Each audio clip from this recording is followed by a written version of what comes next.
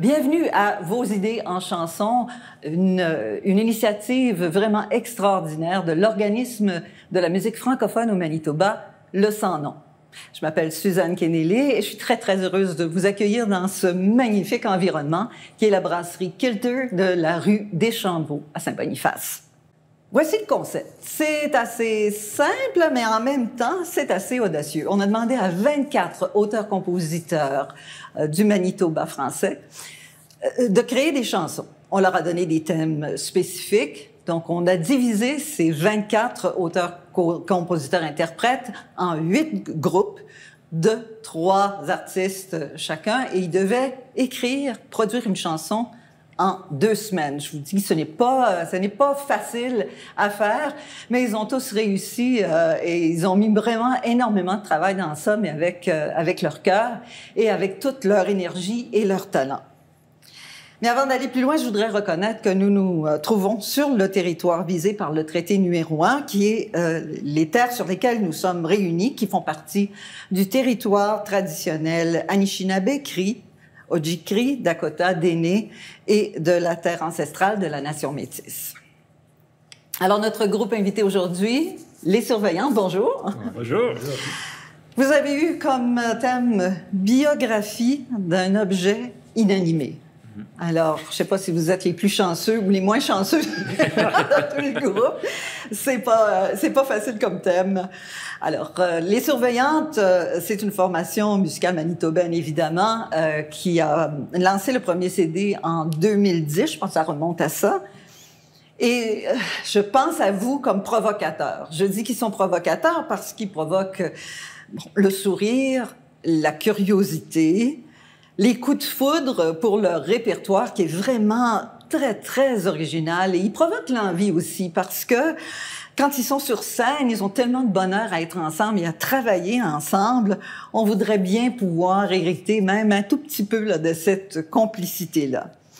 C'est un trio, mais on leur a demandé quand même de produire des chansons individuellement, mais le trio est toujours le trio, alors ils vont s'entraider dans cet exercice. Je vous présente donc Jérémy Gosselin, Éric Gosselin et Denis Vrignon-Tessier. Messieurs, à vous. Merci, Suzanne.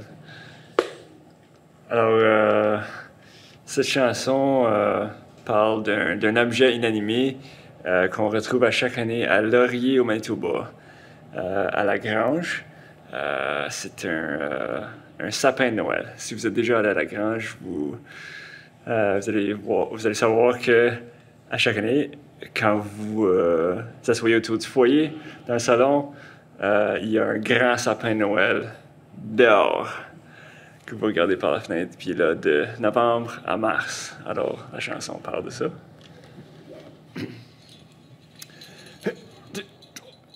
Ding dong, ding dong, ding dong, ding dong, ding dong, ding dong, ding dong. Enfilons des sous de skidoo, embarquons dans le Chevy 4x4 et allons chercher délaissé dans un fossé un beau sapin de Noël, aussi grand que la tour Eiffel. Ding dong, ding dong, ding dong, ding dong. C'est ce sapin-là qu'il nous faut. Non, celui-là, il est encore plus beau. Non, celui-là, il monte encore plus haut. Sortons donc la scie à chaîne, y'a pas de temps pour les éteindre. Un beau sapin de Noël, faut pas qu'il me tombe sur la tête. Quand Papa Loup se met à couper, femmes enceintes et enfants vont se cacher. Je reste là debout à regarder les aiguilles de la cime effleurées. Mes joues roses, bonbons gelés, mon coco est épargné. Ding dong, ding dong, ding dong, ding. Je confère à ce conifère le titre de confrère. Il embaumera toute mon soirée. Et le printemps arrivé, il réchauffe à nos pieds un beau sapin de Noël. Papier, journal et étincelle, un beau sapin de Noël. Il viendra pas pour le rappel. Ding dong, ding dong, ding dong, ding dong, ding dong, ding dong, ding.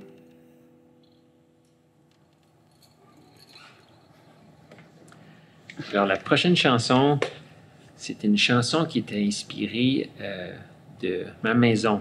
C'est l'objet inanimé. Et puis, c'est une chanson qui s'intitule Château Maryland.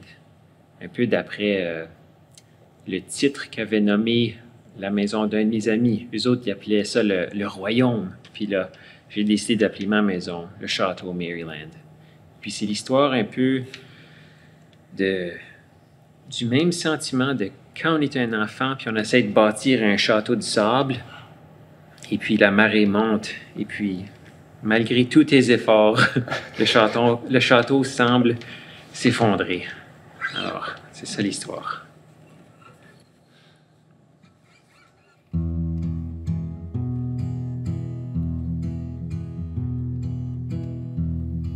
Je trouve des emballages de cigarettes, des vieux briquets, puis des canettes, une boîte de pizza. Ça fait tout un amas dans ma clôture en maillon de chaîne. J'entends des engueulades passer minuit, ils se crachent dessus, c'est pas de la chimie, comme au Moyen-Âge. Ça prend du courage, l'autre bord des maillons de chaîne. À part les pivoines qui éclosent en été, et le fait que j'habite à 2 pas du Safeway, je n'ai pas de plaisir à vivre au château Maryland.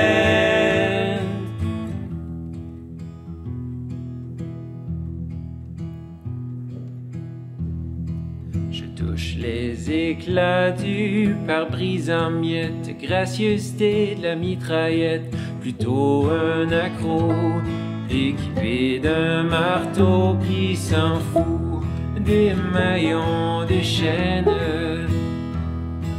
À part les pivoines qui éclosent en été, et le fait que j'habite à 2 pas du Safeway, je n'ai pas de plaisir à vivre au château Maryland. S'il y avait une douve entourant mon château, si je pouvais dormir toute une nuit sans sursaut, j'oublierais peut-être les fenêtres en papier et l'hiver, où l'eau du bain a gelé pour rêver aux récoltes des raisins qu'on donnait aux voisins, au parfum des pivoines. T'es presque arrivé au château Maryland, bonhomme, t'es presque arrivé au château Maryland. À part les pivoines qui éclosent en été, et le fait que j'habite à 2 pas du Safeway, je n'ai pas de plaisir à vivre au château Maryland. Denis Vrignon-Tessier, c'était Éric Gosselin avant. On va parler avec Jérémy Gosselin on va entendre Jérémy Gosselin dans quelques instants, mais je me demandais à quel point le processus par lequel vous êtes passé pour faire cet exercice-là, est-ce que ça ressemble à la façon dont vous écrivez d'habitude ou c'était une approche complètement différente? C'était semblable, parce que souvent, les chansons dans les surveillants, d'habitude, c'est une personne qui écrit la chanson. et là amène la chanson au groupe. Et souvent, la chanson change de forme. Et c'était un peu ça, c'est qu'on avait chacun notre chanson individuelle qu'on a amenée au groupe. Puis avec les arrangements, avec les harmonies, c'est le groupe qui façonne un peu la direction de la chanson. Mais normalement, à l'origine, c'est une personne qui est, disons, responsable de la chanson. Jusqu'à quel point est-ce que vous vous chicanez, là, Gatien? Est-ce qu'il y a beaucoup de conflits quand il s'agit... Parfois, on a une idée, puis on y tient, là. On y tient mordicus, on veut que cette idée-là paraisse dans la chanson. Puis là, on a deux autres personnes avec lesquelles il faut négocier, là, pour arriver au produit final. Ça doit pas toujours être simple, là. Ben, des fois, dans des chansons, il y a un d'entre nous qui va dire « Ah, on pourrait-tu peut-être faire ça, ou peut-être changer ce petit bout-là? » Puis... Oui, ouais, puis là, des fois... on se dit « Ah oui, c'est vraiment une bonne idée ». Ou des fois, je suis comme « Ah, on va voir, on va la jouer, on va l'intégrer, voir comment ça sonne. » Puis là, peut-être l'abandonner. Puis rarement, mais des fois, quelqu'un ou le compositeur original de la chanson va vraiment tenir pour dire « Non, c'est vraiment important. » Puis des fois, on va dire « Mais pourquoi? C'est quoi le raisonnement? » Puis au final, c'est le compositeur qui l'emporte. Alors, mais il y a souvent beaucoup d'écoute et puis ben, c'est pas vraiment un compromis. C'est juste on s'arrange, je pense. C'est un mariage. Des compromis. Cette période-là de pandémie, qu'est-ce que ça a créé chez vous comme artiste? Est-ce que ça vous a permis justement de faire naître des nouvelles choses ou est-ce que ça vous a paralysé? Moi, ça me rend très curieuse de savoir ça. Ben, moi, je trouvais qu'il y a un couteau à double tranchant. On venait juste de lancer un album, alors on était très contents de lancer au mois de janvier. C'était fait. Mais aussi, on avait voulu faire beaucoup de spectacles cet été. Puis avec un nouvel album, normalement, ça génère des opportunités de spectacle. Alors ça a pas mal tombé à l'eau. Mais d'un autre côté, on n'est pas vraiment disponible pour faire des tournées. Denis est un architecte maintenant. Jérémy et moi, on est papa à la maison. Alors là, on a décidé de faire des enregistrements. Alors là, on allait composer de toute façon, enregistrer. Et puis cette idée du salon nous a juste poussé plus fort pour écrire plus de chansons vraiment rapidement. Ça vous a bien servi. Oui. Ça vous a bien servi. Donc, les projets, c'est que dès que la situation se résorbe avec la COVID-19, c'est de faire un lancement officiel, Qu'est-ce que vous voulez faire avec votre nouveau disque? Est-ce qu'il y a des plans? Le disque a été lancé, alors on va voir s'il y a des opportunités qui se présentent. Mais je pense que, généralement, dans l'industrie du spectacle, il faut surfer sur la vague. Oui. La vague est partie. On est sur le sable. Il faudra penser à d'autres choses. Ben oui. J'imagine que quand vous avez... Je me posais la question, quand vous avez reçu ce thème-là de l'objet inanimé, est-ce que vous avez trouvé que ça vous servait bien ou est-ce que c'était une espèce de cadeau empoisonné? Les thèmes, il y a vraiment pas de mauvais thèmes. Ça dépend plus de l'imagination de la personne qui l'interprète, je pense. Il y en a certainement une couple, mais la majorité sont corrects. Puis, pour moi, ça m'avait fait penser un peu à une idée qui mijotait depuis un bout de temps. Ah. Il y avait un atelier de Daniel Roy qui faisait les ateliers. En été, on avait participé. Et puis, puis je pensais beaucoup à ça parce que je vis un déménagement, là, et puis cette histoire de maison était vraiment vive dans mon imagination. Ouais. Alors, c'était un bon mariage. Ouais. Ouais. Vous êtes des gens qui adorez la scène. C'est là où vraiment vous pouvez vous laisser aller, vous exprimer. Ça doit être dur présentement. Ça doit être difficile de passer à travers cette période-là. Oh, moi, je suis pas une bête de scène du tout. J'aime ça, la performance avec ces deux ici. Ouais. C'est le fun de présenter les chansons, mais d'être chez moi puis pratiquer les chansons ou juste travailler dans la cave ensemble, ça me va très bien. Et vous, les Gosselin?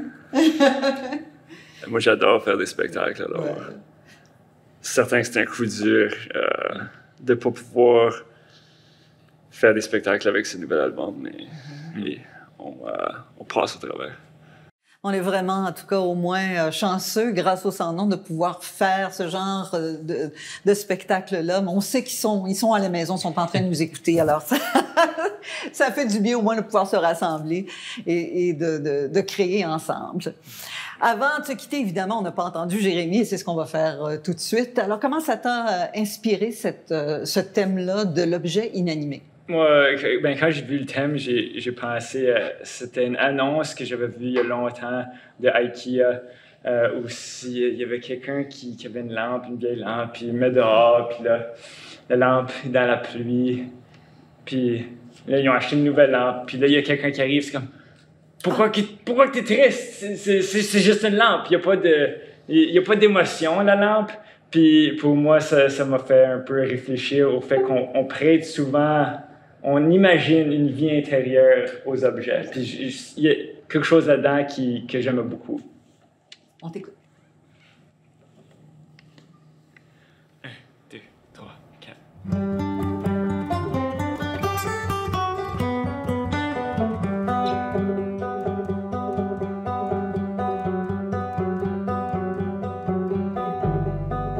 Cher Jérémy, la digue est rompue.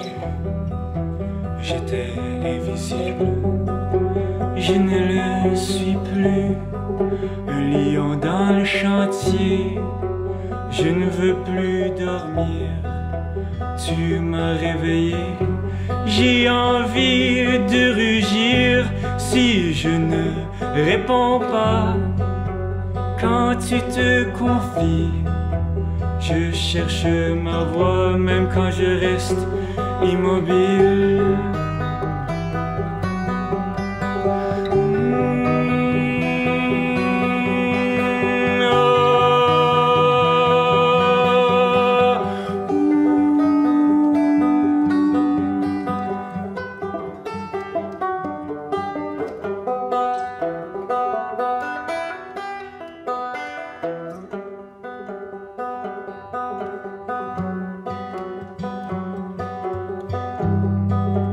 Je ne sais pas comment répondre aux confidences, comment commencer. Après ce silence, je ne sais pas qui je suis. Et si je trouve ma voix, seras-tu mon ami? Peut-être tu partiras. J'ai besoin de t'entendre, j'ai besoin de tes bras, j'ai besoin que tu m'entendes. As-tu besoin de moi?